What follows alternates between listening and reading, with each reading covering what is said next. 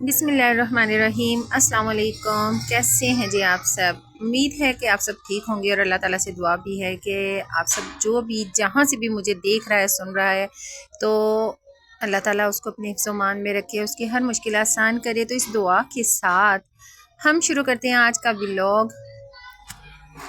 आज के व्लॉग में मेरी फ़र्स्ट सहरी है रमज़ान की और मैंने कहा चलें जितना भी हो सका है जैसे भी हो सकेगा मैं आप लोगों के साथ ज़रूर शेयर करूंगी। और ये देखें यहाँ पर गैस आ गया था थोड़ा थोड़ा, तो मैंने कहा चलें मैं देखती हूँ और एकदम से ये तेज़ हो गया था। गैस काफ़ी तेज़ आ रहा था तो मैंने कहा चलें थोड़ा सा हल्का कर देते हैं। और ये मैंने आटा निकाल कर रखा हुआ था जो मैंने रात को गूंद के रखा था। और ये थोड़ा सा भिंडी का सालन था जो रात मैंने लाइव में भी बताया था कि मैंने अपने भाई के घर से मंगवाया, अपनी भाभी से। खुद मैंने खाना नहीं बनाया था कल, तो बस तबीयत ठीक नहीं थी, कुछ अम्मी के घर ज़रूरी काम से चली गई थी। खैर ये देखें जी, ये है मेरी आज की सहरी। सिर्फ सालन, रोटी और दही मंगवाई थी मैंने, तो वो अभी मेरे हस्बैंड लेने गए थे तो मैंने कहा चले मैं ना इतनी देर खाना बना लेती हूँ। और किचन तो जैसे मैं रात को साफ़ करके सोती हूँ, मैंने पहले भी कई बार अपनी लाइव में भी बताया है, अपनी वीडियो में भी बताया था कि किचन जो है ना रात को साफ़ करके सोना चाहिए, बर्तन सारे धोकर सोने चाहिए, बर्तन गंदे नहीं होने चाहिए, रिज़्क में कमी होती है। और आज की टिप जो है ना आप सबके लिए मेरी तरफ से यही है कि रात को घर का किचन और वॉशरूम दोनों साफ़ करके सोया करें। इससे आपके घर का जो रिज़्क है ना वो बढ़ता है, उसमें इजाफा होता है, रिज़्क में बरकत होती है और अल्लाह ताला खुश होता है इस चीज़ से कि आप इस चीज़ का ख्याल रख रहे हैं कि आप अपने घर को साफ़ रखते हैं। और इसमें रोटी बना रही थी, आज फर्स्ट डे था तो मैंने कहा चलिए पराठा बना लेती हूँ, वरना मैं ज़्यादातर ना रोटी ही खाती हूँ। मैं सादी रोटी बनाती हूँ अपने लिए क्योंकि मुझे पराठे ज़्यादा पसंद नहीं है, बहुत कम पराठा खाती हूँ मैं। तो अपने हस्बैंड के लिए बना रही थी तो मैंने कहा चलें अपने लिए भी यही बना लेती हूँ। और अगर आप सबको मेरी मेहनत पसंद आए तो प्लीज़ मुझे बहुत ज़्यादा सपोर्ट कीजिएगा।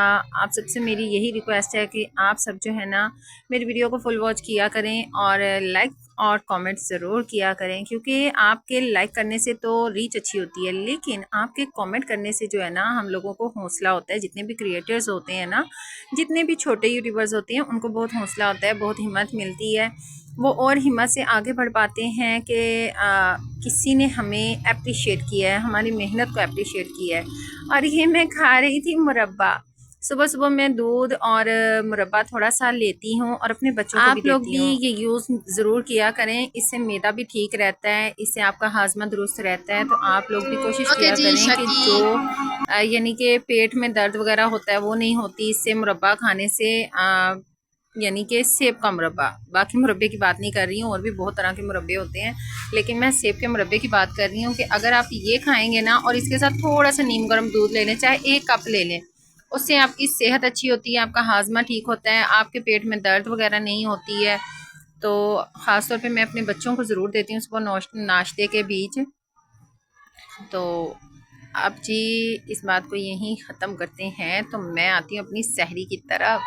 तो ये मैं रोटी बना रही थी और बड़ी गोल गोल रोटी बनती है वैसे मेरे हाथ से।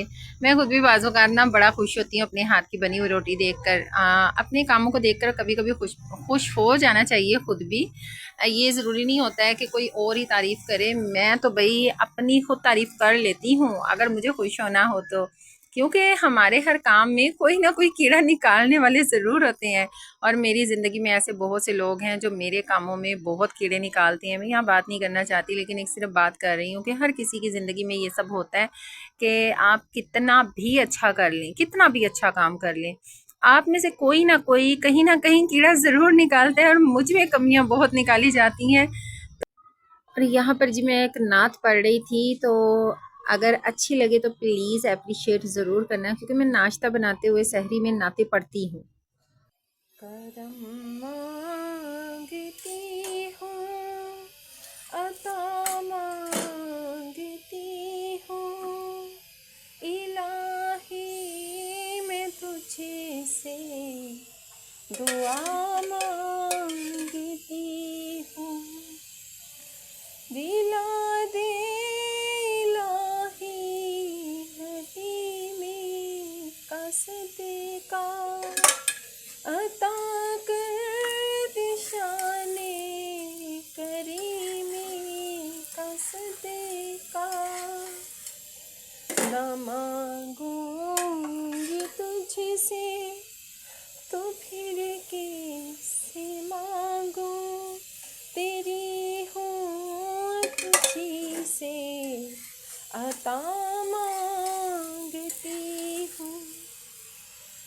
करम मांगती हूँ, अता मांगती हूँ, इलाही मैं तुझसे दुआ मांगती हूँ।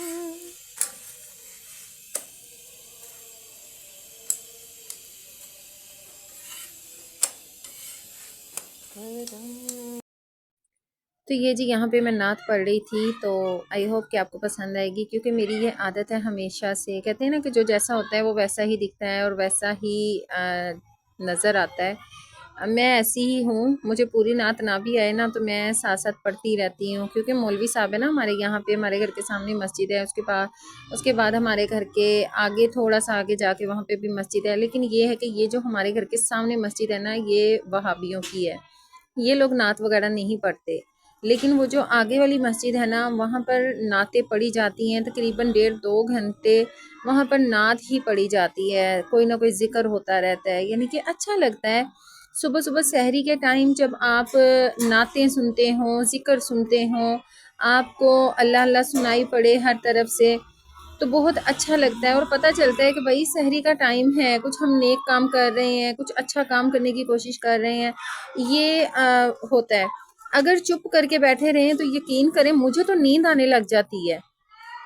अगर मैं आम दिनों में सुबह को नमाज के लिए उठूं या रोज़ा रखने के लिए उठूं ना, कभी कभार जैसे रोज़ा रखने को दिल करे तो रोज़ा रख लेती हूँ। अब ईद के बाद के दिन जो होते हैं, 6 रोज़े होते हैं सरसा ईद के, वो रखे जाते हैं, तो उनमें अक्सर ऐसा होता है कि सुबह को, बल्कि हकीकतन ऐसा ही होता है कि सुबह को सिर्फ अजान के टाइम पता चलता है कि अजान हुई है, रोज़े का टाइम ख़त्म हो गया है। उस वक्त ना सहरी का बताया जाता है, ना ही रोज़े का बताया जाता है, ठीक है, कि सहरी का टाइम ख़त्म हो गया है। लेकिन इंसान को खुद ये होता है कि चलें अज़ान हो रही है, ज़िक्र अज़कार हो रहा है, तो वो डिफरेंट हो जाता है, थोड़ा-सा मज़ा आता है सुबह को उठने का, सहरी बनाने का और रोज़ा रखने का। भई मुझे तो बहुत अच्छा लगता है, हमारे गुजरांवाला में तो बहुत अच्छा लगता था, हमारे घर के पास ही वहाँ पे भी मस्जिद थी और इतना अच्छा वहाँ पे लगता था कि नाते पढ़ रहे होते थे। और वो कुछ इसी वजह से ना, नाते सुन के भी ना थोड़ी सी आदत चेंज हो गई है कि मैं ये यानी कि ना नात वगैरह पढ़ती रहती हूँ। तो बच्चों को भी वही आदत पड़ी हुई है, वो भी अक्सर जो है ना बैठे में नाते पढ़ते रहते हैं। अगर किसी अचानक टाइम में ऐसा हुआ ना कि वो नाते पढ़ते हुए कभी दिखाई दिए, तो मैं ज़रूर आप लोगों के साथ शेयर करूँगी। तो ये जी मेरी सहरी रेडी हो गई थी और तवे पे ही मैंने सालन गर्म कर लिया था। और ये जो है ना, मैं अब बना रही थी अपने हस्बैंड के लिए सेवियाँ, क्योंकि जी मेरे हस्बैंड की जो है ना दाढ़ें दर्द कर रही थी, दर्द नहीं कर रही थी समय ले, पहले दाढ़ें दर्द कर रही थी, दवाइयाँ वगैरह खाई लेकिन आराम नहीं आया। फिर मेरे हस्बैंड ने क्या किया कि डॉक्टर के पास गए और डॉक्टर से कहा कि मेरी दाढ़ में दर्द है। और डॉक्टर साहब ने ये कहा कि अगर आपकी दाढ़ में दर्द है तो कहाँ दर्द है, कैसे दर्द है, उन्होंने ये सब पूछा। इन्होंने कहा इस साइड पर दर्द है। अब जी कमाल की बात इसमें यह है कि सज्जी साइड वाली दाढ़ में दर्द था और उसने खब्बी साइड की दाढ़ निकाल के रख दी। उसने कहा कि जी ये दाढ़ भी ख़राब है, इसकी वजह से पूरे जबाड़े में दर्द हो रही है, तो आपकी ये दाढ़ निकलेगी। अब मेरे हस्बैंड साहब ने क्या किया, दाढ़ निकलवा के आ गए, लेकिन वो दर्द रुकी नहीं। अगले दिन उसे चेक करवाने गए तो उसने दूसरी दाढ़ भी निकाल दी। अब दर्द थी एक दाढ़ में लेकिन निकन 2 गई हैं। अब बेचारे खाने से भी, यानी कि खाना खाने से भी आवाज़ार हो गए, उनसे खाना भी नहीं खाया जा रहा। तो तकरीबन 3-4 दिन हो गए उनके लिए ऐसा ही कुछ ना कुछ नॉर्मल बन रहा है, कभी खिचड़ी, कभी दलिया, कभी सेवियाँ, कभी मीठी सेवियाँ दूसरी वाली, ये कलर वाली सेवियाँ थी और इससे पहले मैं दूसरी मोटी सेवियाँ बना रही थी। तो ये खा के तो फिर मेरे मियाँ ने रोज़ा रखा है और फिर भी मैंने पीछे पड़ के थोड़ी बहुत रोटी ने खिलाई कि नहीं सारा दिन भूखा रहना है, रोज़ा रखना है तो कुछ खाना वगैरह खा लें, ऐसे तो आपको रोज़ा लगेगा। तो फिर इन्होंने जो है ना थोड़ी सी रोटी भी खा ही ली थी। और ये जो है ना मेरे साथ हेल्प करवा रहे थे कि मैं तुम्हारे साथ लग के सेवियाँ बना लेता हूँ, ये ना कहना कि मैंने सहरी अकेले बनाई है।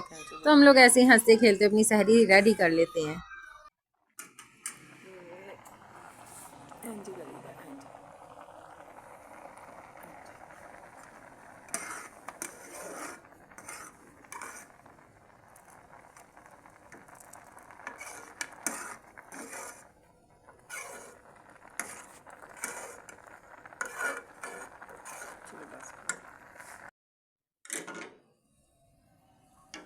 और यहाँ जी हमारी बन रही थी चाय, क्योंकि चाय के बगैर तो मेरी ना सहरी होती है और ना अफ्तारी होती है। ठीक है, अभी ये सहरी का टाइम है और मैं चाय बना रही थी, और उसके बाद शाम को जब अफ्तारी करूँगी उस वक़्त भी सबसे पहले चाय ही रेडी होगी।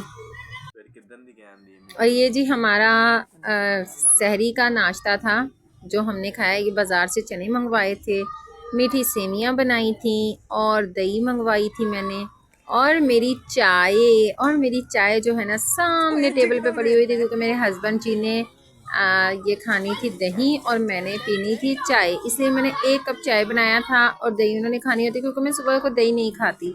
और ये देखें जी, ये है हमारी अफ्तारी अल्हम्दुलिल्लाह।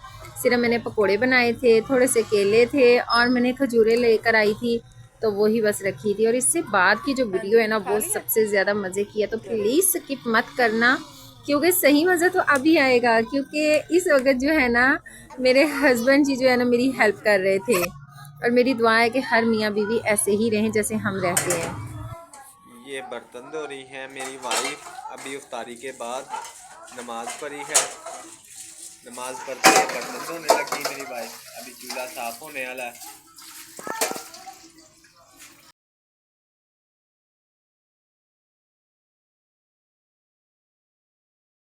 तो उसके बाद मैं पीऊँगा चाय।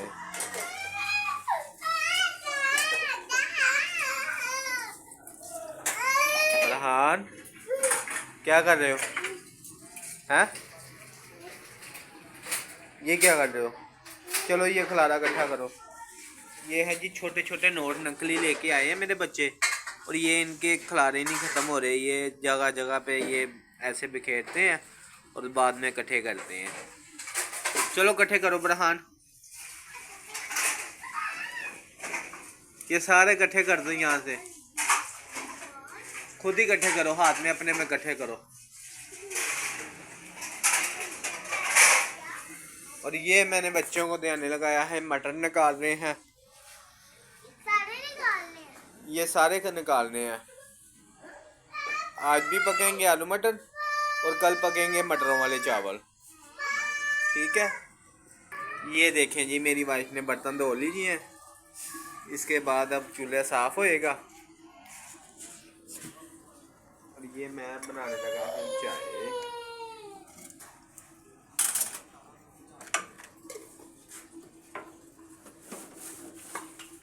ये चलाते हैं हम गोली के साथ आग।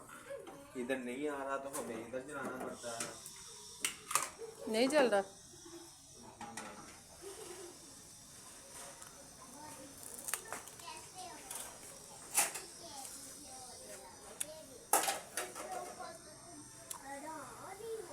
बरहाना आपको मैंने बोला ये इकट्ठे करने हैं, आप और बिखेर रहे हो। ये इकट्ठे करो सारे, उठाओ ये। हाँ उठाओ सारे। अच्छा जी, ये मेरा बेटा खेल रहा था और यहाँ पे वॉइस कट करके आपसे बात करने का मकसद सिर्फ ये है कि ये है मेरी ऑल रूटीन सुबह की और शाम की। मुझे हैरत होती है उन लोगों पे जो लोग सिर्फ व्यूज़ की खातिर अपने रोज़े में से नमाज का और सिपारे का वक़्त जो है ना वीडियो को दे देते हैं। मुझे नहीं बेहतर लगता, मुझे नहीं मुनासिब लगता कि हम रोज़ा रख के सारा दिन वीडियोस पर और मोबाइल पर ध्यान दें। क्या हम ये नहीं कर सकते कि पूरा साल हम लोग मोबाइल देखते हैं, टीवी देखते हैं, एंजॉय करते हैं, सिर्फ एक रमज़ानुल मुबारक का महीना होता है, ये मुबारक महीना होता है जो हमारे लिए रहमतों और बरकतों वाला होता है, जो हमें अपने गुनाहों की माफ़ी मांगने का मौका देता है। और मेरा अब भी सबके लिए यही पैगाम है, क्योंकि मेरी जितनी भी ऑडियंस है ना ज़्यादातर इंडियंस हैं और नॉन मुस्लिम्स हैं। ठीक है, लेकिन इंसान वो भी हैं, मैं ऐसा समझती हूँ कि इंसान वो भी हैं। तो कम अज़ कम हम इस रमज़ानुल मुबारक में भाई भाई बनकर रह सकते हैं, बहनों को बहनों की जगह दे सकते हैं, हम लोग अपने गुनाहों की माफ़ी मांग सकते हैं। अगर हमें ये लगता है कि मुसलमानों का ये एक महीना जो है वो इबादत का है, रहमतों का है, तो हम इस एक महीने में अपने लिए नेकियां इकट्ठी कर सकते हैं, नेकियां कर सकते हैं, दूसरों को भी बता सकते हैं। तो मुझे तो यही लगता है कि मैं सिर्फ अपने रोज़े की तरफ तवज्जो दूँ, और मैं वही कर रही हूँ। और मेरी आप सबके लिए भी यही एक गुजारिश है कि आप प्लीज़ अपनी नमाज और रोज़े पर तवज्जो दें। It's request all Muslim.